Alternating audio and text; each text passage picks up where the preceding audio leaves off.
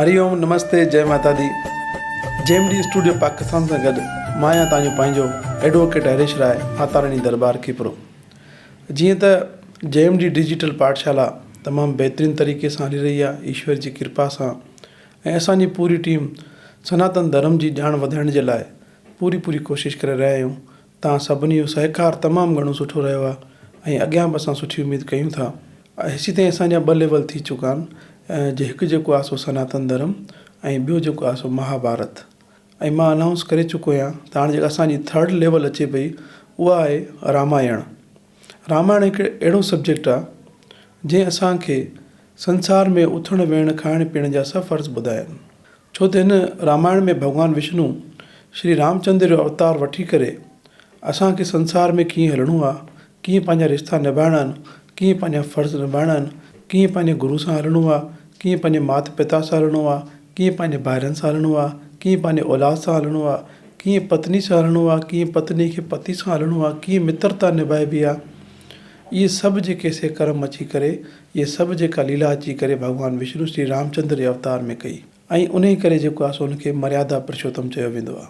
अॼु जे दौर जे हिसाब सां तमामु बहितरीनु टॉपिक आहे। मां सभिनी सनातनियुनि खे जेके देश परदेश में वेठा आहिनि उन सभिनी खे रिक्वेस्ट कंदुसि त तव्हां महिरबानी करे पंहिंजे ॿारनि खे, पंहिंजे परिवार खे, पंहिंजे आसपास में रहंदड़ सभिनी सनातनियुनि खे जेएमडी डिजिटल पाठशाला में रजिस्टर्ड करायो त जीअं असांजे सनातन धर्म जी ॼाण वधंदी रहे।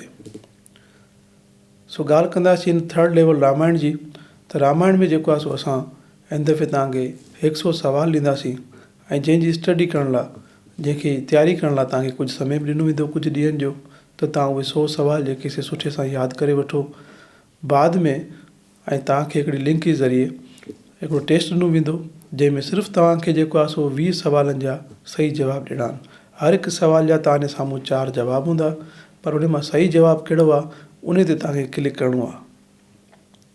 ऐं जंहिं बि जेतिरो जल्दी उन घटि टाइम में सही सवालनि जा सही जवाब ॾेई छॾिया त उहो ई विनर सॾाइबो।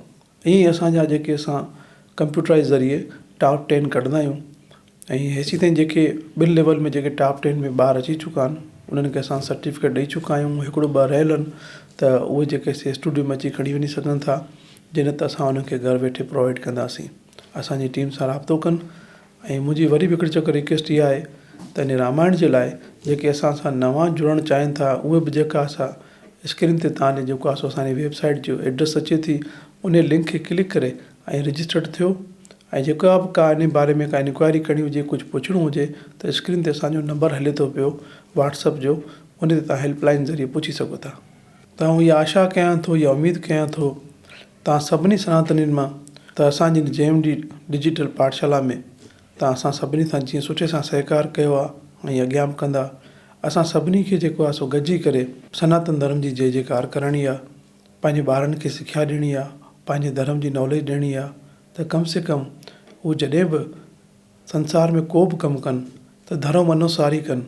चाहे उहो को बिज़नेस कनि था, काई जॉब कनि था, या को घर परिवार हलाइनि था, या कहिड़ी बि फील्ड में। छो त असांजे सनातन धर्म हर जॻह ते अची करे हर शइ जे असांखे नियम ॿुधाया आहिनि त असांखे जीवन पंहिंजो कीअं गुज़ारिणो आहे। सभई जेको सो असां सां साॻे नमूने जुड़िया रहंदा ऐं ॿिया बि दोस्त मूंसां जुड़नि। धन्यवाद। जय माता दी।